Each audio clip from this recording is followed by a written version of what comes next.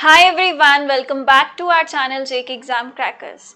आज के इस पर्टिकुलर सेशन में हम डील करेंगे जॉब रिलेटेड अवेयरनेस एमसीक्यूज से। इसका एक लेक्चर हम ऑलरेडी जो है कवर कर चुके हैं। This is the lecture number 2।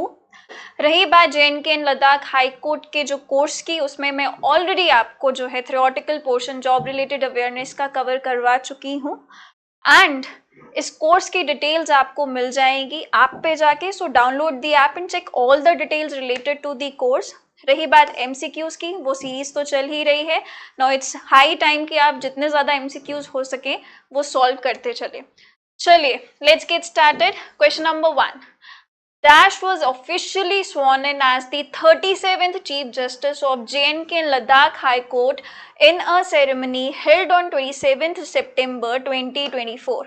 हाल ही में एक सेरेमनी हुई, ओथ सेरेमनी। वो किसकी हुई? Because that was the person who sworn in as the 37th chief justice of JNK and Ladakh high court. These are the options before you. Justice Sindhu Sharma, justice Tashi Rabsta, justice Sanjay Dutt, justice Javed Iqbal Wani. So what is the correct answer? Correct answer क्या है? The correct answer is Tashi Rabstan. Earlier he was the acting chief justice. उनको actual जो position थी chief justice की, that was not handed over to him, but 27 सितंबर को he took the oath as the 37th chief justice. तो numbering जो number है वो भी याद रखिए। He is the 37th chief justice of JNK and Ladakh high court and he is from Ladakh. Moving ahead to the next question, What is a tort? Tort का क्या मतलब है लीगल कॉन्टेक्स्ट में? These are the options before you. What is the correct answer? A, B, C और D? Tort क्या है?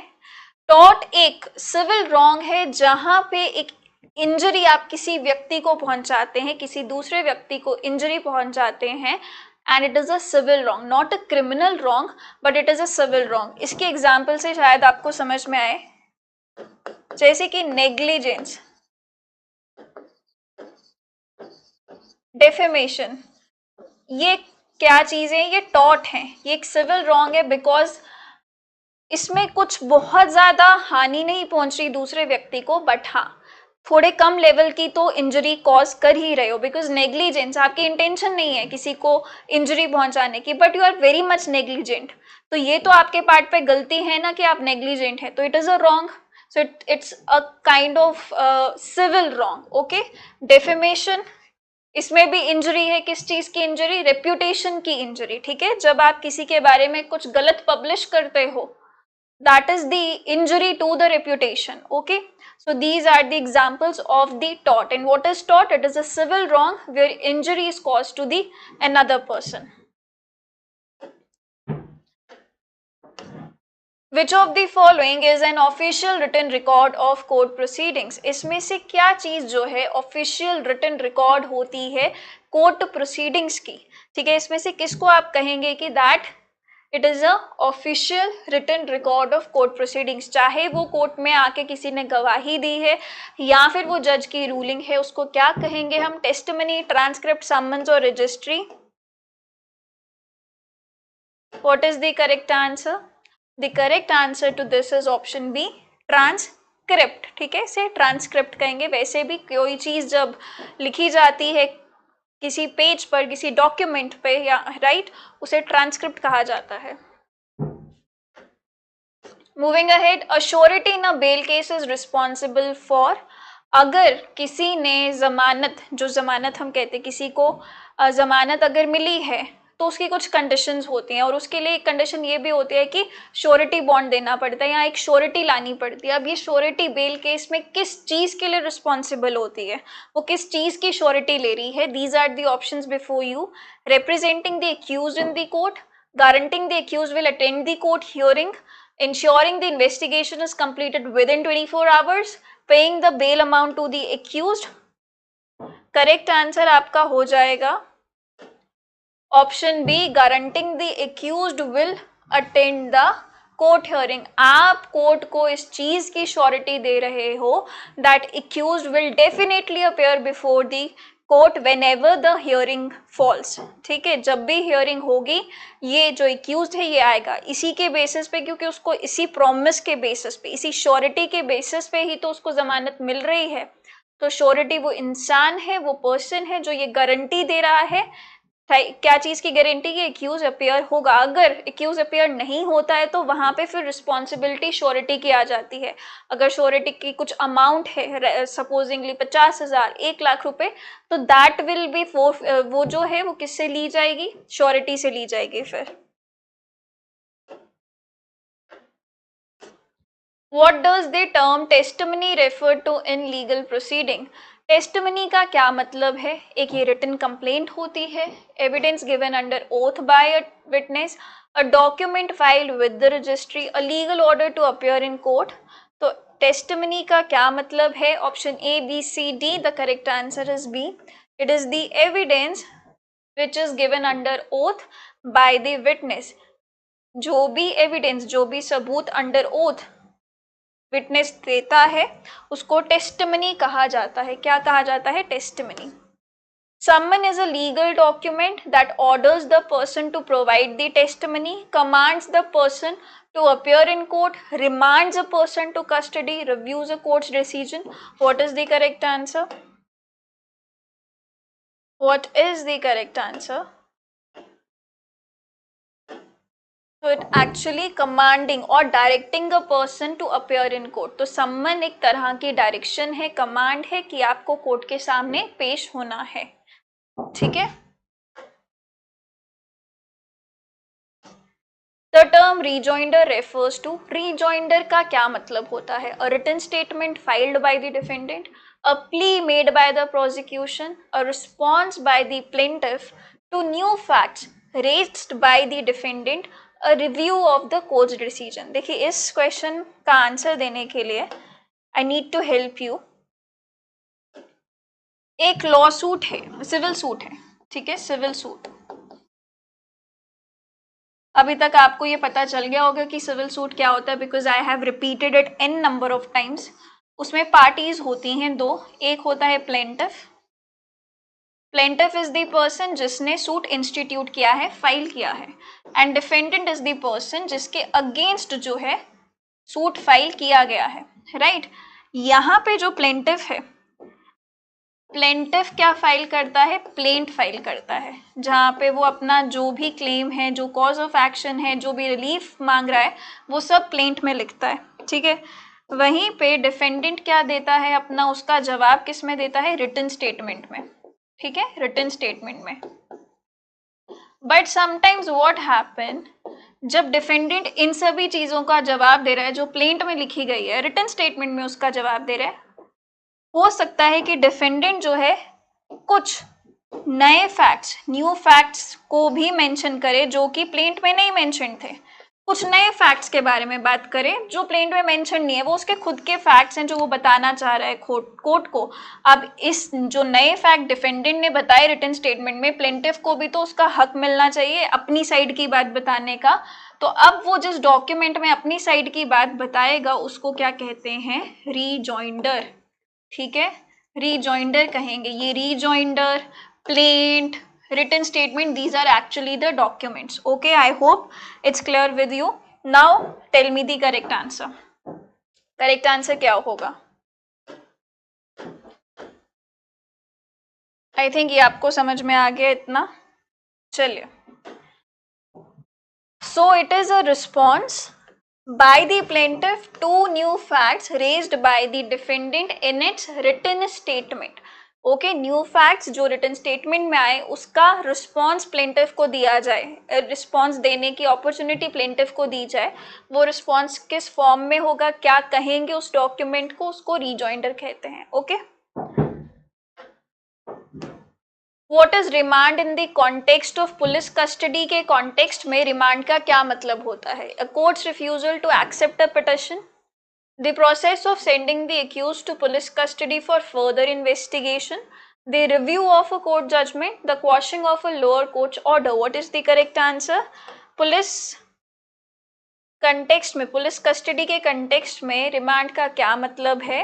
So it is actually the process of sending the accused, accused is the person जिसके ऊपर इल्जाम लगा है, accusations हैं, तो police custody for further investigation, remand पर भेजा जाए, है ना। रिमांड पर भेजने का मतलब कि पुलिस कस्टडी में भेजा जाए for the further investigation. Okay, moving ahead, it is dismissed. I think the question is missing here. चलिए, What is a representative suit? Representative suit क्या होता है? These are the options before you. A case involving multiple plaintiffs with different interest, a lawsuit filed on behalf of a group with a common interest, a criminal proceeding against an individual, a suit where one person represents the government. What is the correct answer? Correct answer क्या होगा? So it is actually a lawsuit filed on behalf of a group with a common interest.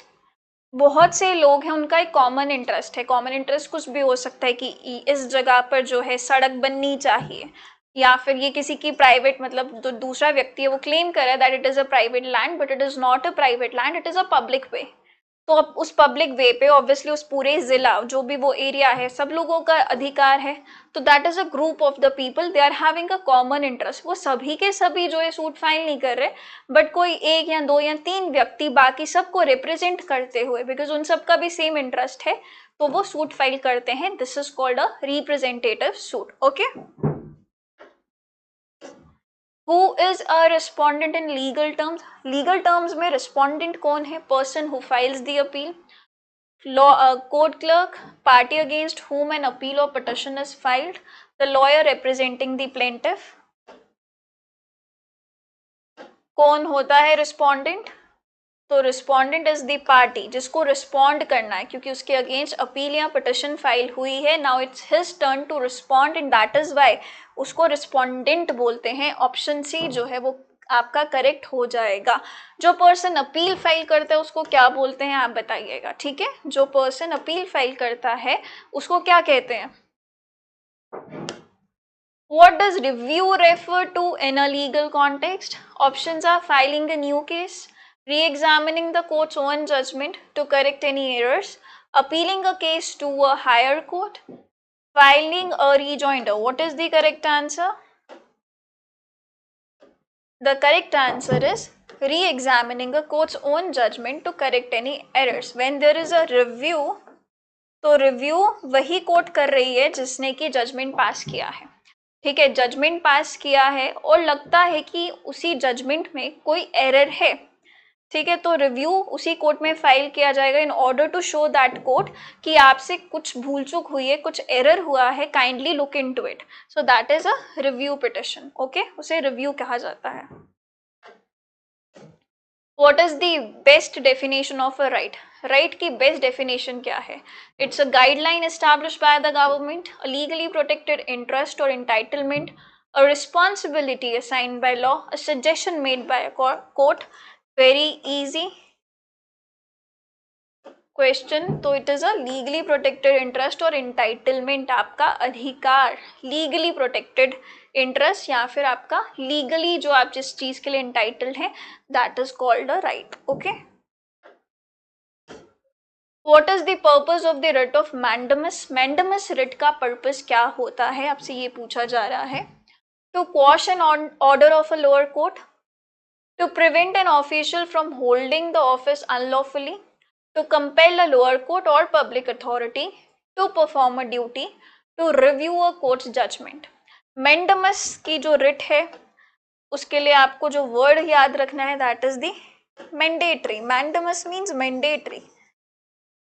If something is mandatory it means कि आपको उसको करना ही करना है, right करना ही करना है। तो इसमें से कुछ काम करने की बात कहाँ पे हो रही है, यहाँ पे, कि कंपेल किया जाए करने के लिए किसी लोअर कोर्ट को या पब्लिक अथॉरिटी को कि you should perform the duty. So this is the purpose of the writ of mandamus. So option C will be the correct answer. Okay, moving ahead, The writ of habeas corpus is used for, habeas corpus के writ का use किस चीज में होता है? These are the options before you. What is the correct answer?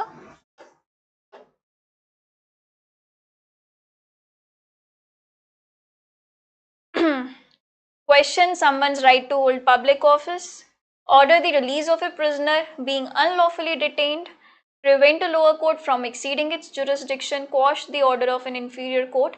The correct answer will be order the release of a prisoner being unlawfully detained, because habeas corpus का मतलब क्या है? To have a body. To have a body means कि हमारे सामने court कह रही है कि जिस व्यक्ति को आपने डिटेन किया है, हमें शक है कि आपने इलीगली डिटेन किया है, so kindly produce that person, to produce that body before us. तो वहीं से ये आता है to have a body means to produce that body before us, जो हमें लग रहा है आपने अनलॉफुली डिटेन किया है जिसको. The writ of prohibition is issued by a higher court to quash an order, to prohibit a lower court from acting beyond its jurisdiction, command a public authority to perform its legal duty, allow any individual to hold the public office. Correct answer क्या होगा?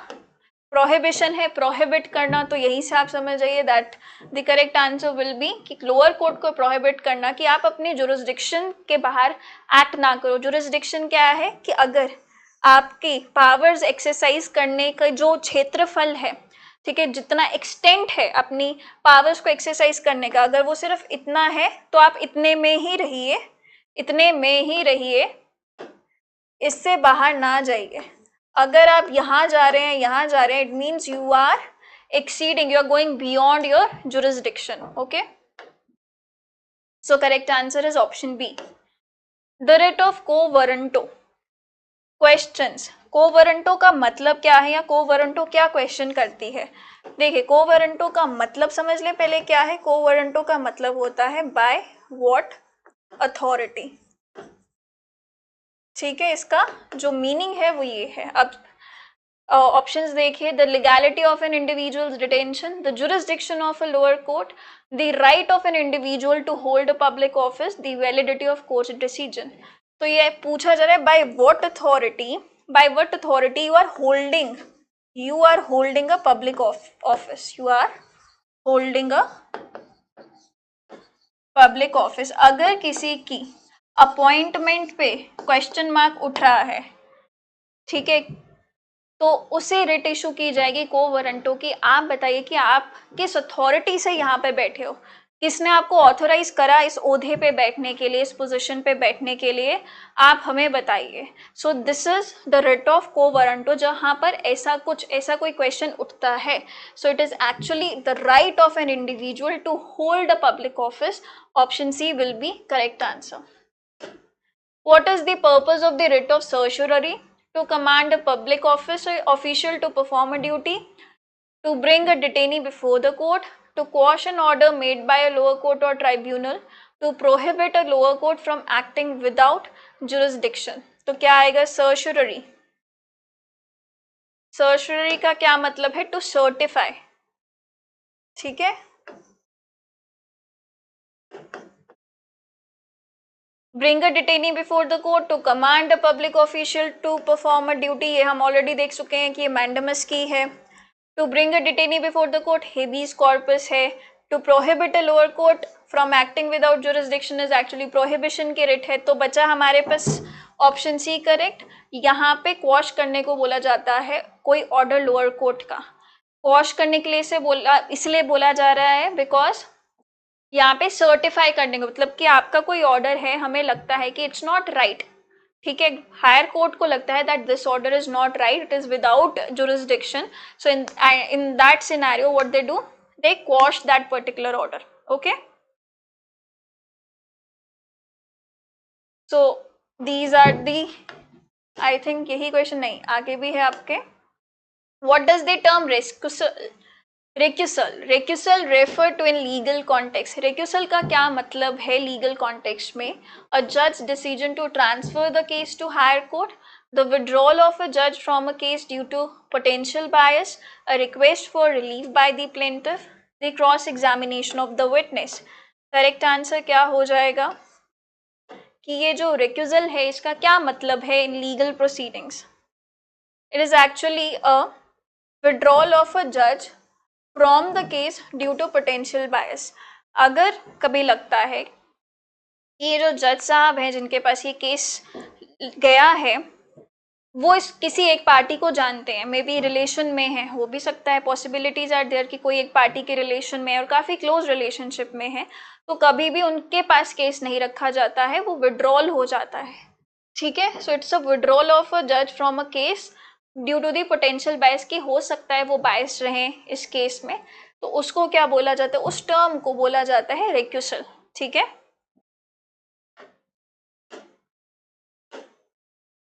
a precedent is best defined as a legal principle established in previous cases that guides the future decisions, a request for relief in a lawsuit, a negotiation between the accused and the prosecution, a preferential right to purchase property. President का मतलब होता है एक ऐसा legal principal जो कि आपके previous किसी केस में एस्टैब्लिश हुआ था and that is a guideline for future decisions. ठीक है, कोई भी अगर केस है एंड वो केस लगता है कोर्ट को इट्स वेरी इंपॉर्टेंट, और खासकर प्रेसिडेंट सेट होते हैं आपके सुप्रीम कोर्ट के। ठीक है, सुप्रीम कोर्ट की जितनी जजमेंट्स रहती हैं that is actually a president for your lower courts, because ऐसा कुछ सिनेरियो अगर लोअर कोर्ट के सामने आएगा तो उन्हें यही बात माननी पड़ेगी जो सुप्रीम कोर्ट ने कहा है। सो दिस इज व्हाट, यही कहा गया कि प्रीवियस केसेस, मतलब सुप्रीम कोर्ट ने अगर कोई लीगल प्रिंसिपल एस्टैब्लिश किया है प्रीवियस केस में तो वो फ्यूचर डिसीजंस को गाइड करेगा, फ्यूचर डिसीजंस उसी पे बेस्ड होंगे, और लोअर कोर्ट्स को उन सभी डिसीजन जो भी वो प्रेसिडेंट है उसको ओबे करना ही करना है, उनके पास कोई ऑप्शन नहीं है, वो डिविएट नहीं कर सकते। So option A will be the correct answer. What is the meaning of prima facie? Prima facie का क्या मतलब है? These are the options before you. Prima facie का मतलब होता है देख के क्या लग रहा है, कि आपने नजरें अपनी उठाई और देखा और देखते ही क्या लगा। ठीक है, आपका पहला ओपिनियन क्या था, तो ऑप्शन सी आपका करेक्ट हो जाता है। एट फर्स्ट साइट और on first appearance if it seems कि हाँ जी केस बन रहा है पर्सन बी के खिलाफ, तो उसे बोला जाएगा कि प्राइमा फेशी केस बन रहा है। जो प्राइमा फेशी टर्मिनोलॉजी का यूज किस तरीके से होता है मैं आपको वो बता रही हूँ। ऐसा बोला जाता है कि हाँ जी प्राइमा फेशी तो केस बन रहा है, मतलब अगर आप अपनी फाइल उठा के देख रहे हैं और पढ़ रहे हैं, ठीक है, जो जो उसमें फैक्ट्स लिखे हैं, तथ्य लिखे हैं, तो उससे लग रहा है कि हाँ इस पर्सन के खिलाफ तो केस फाइल करना बनता था ऑन फर्स्ट अपियरेंस और फर्स्ट साइट, ये देख के लग रहा है, वही होता है प्राइमा फेशी का मतलब। Plea bargain refers to a legal principle guiding lower court, a plea for the release of a prisoner, a negotiation where the accused agrees to plead the guilty in exchange for the concession. So there is a plea and there is a bargaining. Bargaining मतलब negotiations चल रही हैं and plea मतलब you are pleading something. तो यहाँ से आपको answer मिल जाएगा इस तरीके से, अपना ऑप्शन सी करेक्ट हो जाएगा, जहां पर एक्यूज के बीच में और प्रोसिक्यूशन के बीच में एक तरह का नेगोशिएशन बार्गेनिंग चल रही है, जहां पे एक्यूज कहता है कि ठीक है मैं अपनी गिल्ट जो है मानूंगा, लेकिन मैं अपना गिल्ट इसी शर्त पे मानूंगा कि मुझे जो सजा है वो कम से कम दी जाए, तभी मैं अपना गिल्ट जो है कबूल करूंगा। So this is the plea bargaining. Option C correct answer हो जाएगा। What does original jurisdiction refer to? Court's authority to review lower court decisions, the first court to hear a particular case, the court's authority to dismiss a case, a review of mitigating circumstances. Correct answer will be option B, the first court to hear a particular case. Original jurisdiction का मतलब होता है कि case जो है पहली दफा ही जैसे ही फाइल हुआ है इसी कोर्ट के पास गया है, एज एन अपील नहीं गया, एज अ रिविजन नहीं गया, एज अ रेफरेंस नहीं गया, वो एट वेरी फर्स्ट इंस्टेंस उसी कोर्ट पे गया है, वही कोर्ट इसको देख रही है। So it's the first court to hear that particular case. It means कि उस कोर्ट की इस केस के रिगार्ड्स में कैसी जुरिस्डिक्शन है, ओरिजिनल जुरिस्डिक्शन है। What are the mitigating circumstances? Mitigating circumstances का क्या मतलब है? Circumstances that make a crime more serious, factors that lessen the severity of a crime or its punishment, arguments made by the defense attorney during trial or previous convictions of the accused। तो mitigating circumstances होते हैं ऐसे कुछ facts या ऐसे कुछ factors जो एक क्राइम की सिवियरिटी को कम कर देते हैं या उसकी पनिशमेंट को कम कर रहे हैं। कुछ ऐसे सर्कमस्टांसेस कि क्राइम हुआ है, हम ये डिनाई नहीं कर रहे, बट अगर किसी ने ये कह दिया कि वो जो क्राइम हुआ था वो इस वजह से हुआ क्योंकि दूसरे पर्सन ने मुझे बहुत ज़्यादा इंस्टिगेट किया, ठीक है, उसने मुझे उकसाया ये चीज़ करने के लिए, तो अब ये क्या बन गया, ये एक मिटिगेटिंग सर्कमस्टांस बन गया। बिकॉज इससे आपको पनिशमेंट तो मिलेगी बट थोड़ी कम पनिशमेंट मिलेगी, बिकॉज कहीं ना कहीं इसमें दूसरे व्यक्ति की भी गलती नजर आ रही है कि उसने आपको उकसाया है। So these are circumstances are called as the mitigating circumstances, factors that lessen the severity of a crime or its punishment. What is modus operandi in criminal law? Modus operandi क्या है criminal law में? सीधा सीधा पूछा गया है। The legal principle used in sentencing, the way in which a person commits a crime, a document filed in the registry of the court, a negotiation between the parties. The correct answer will be option B.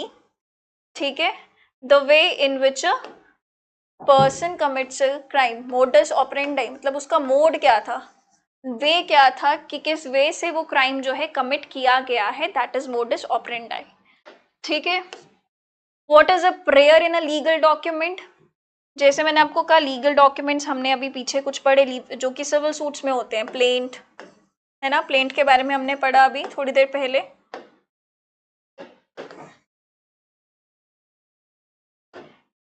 तो plaint में अगर कोई इंसान अपने facts लिख रहा है, ठीक है, कि मेरे साथ ये हुआ, ठीक है, कॉज ऑफ एक्शन बता रहा है, ठीक है, ये हुआ वगैरह वगैरह जो भी मेरा क्लेम बनता है, उसके बाद एक प्रेयर पार्ट आता है, प्रेयर पार्ट कि मुझे इस कोर्ट से चाहिए क्या, what I want from this court. जैसे आप भगवान के सामने प्रे करते हो ना कि भगवान मुझे ये दे दो, मेरा एग्जाम क्लियर करा दो, ठीक है, मुझे फर्स्ट रैंक दिलवा दो, तो वो ही प्रेयर इस पर्टिकुलर सिनेरियो में कोर्ट के सामने भी करी जाती है। कोर्ट के सामने प्रेयर ये की जाती है कि मेरा जो मसला है उसमें ये मेरा राइट है, ये राइट का मुझे दिलवा दिया जाए, तो this is the prayer before the court. तो ये जो प्रेयर है लीगल डॉक्यूमेंट में, what is it? It is a request for specific remedies, a form of cross examination, a final judgment or process of filing a legal document. It is actually a request, है ना, request कर रहे हो कि मुझे ये remedies, क्योंकि मेरा ये राइट बनता था और मेरे इस राइट का उल्लंघन हुआ है, तो काइंडली मुझे इसकी रेमेडी प्रोवाइड करो, ठीक है, इसकी दवा मुझे दो। सो this is what prayer means in a legal document. Legal document मैंने एग्जाम्पल के तौर पे आपको प्लेंट बताया। What is mediation in legal terms? Mediation का क्या मतलब है?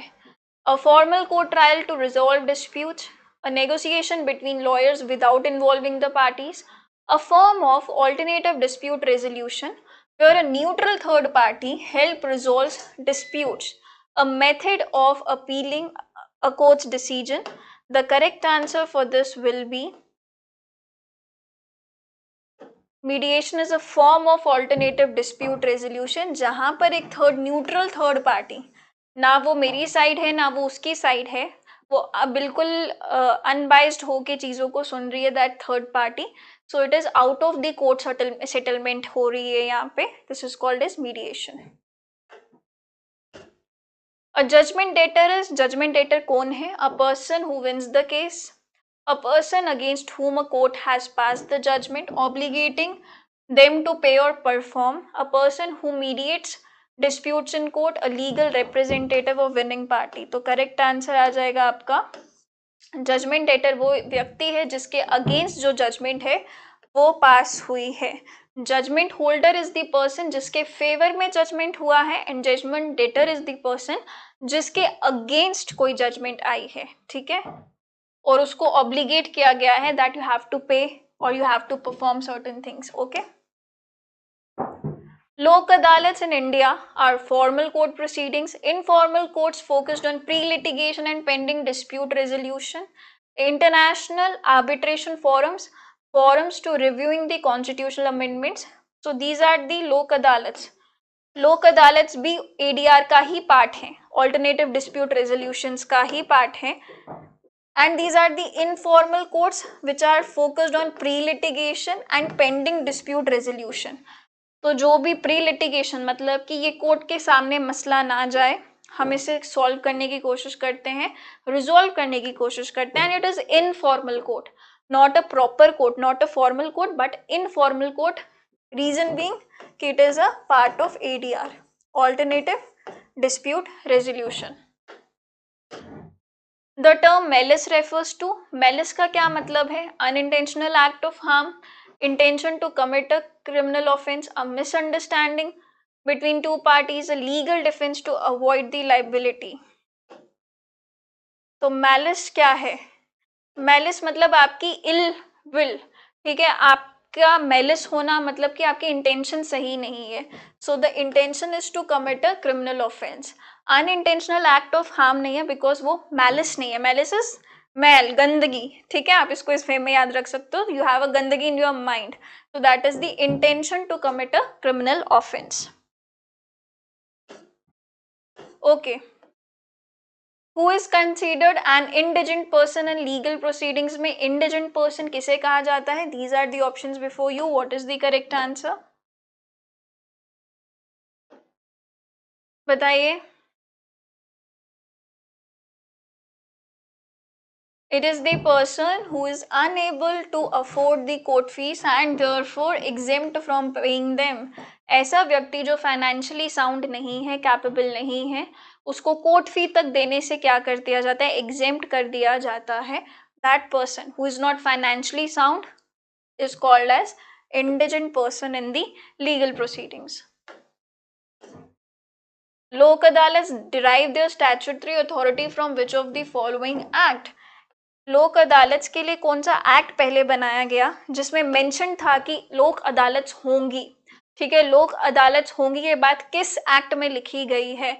Arbitration and conciliation, legal service authority act, Indian penal code, CrPC.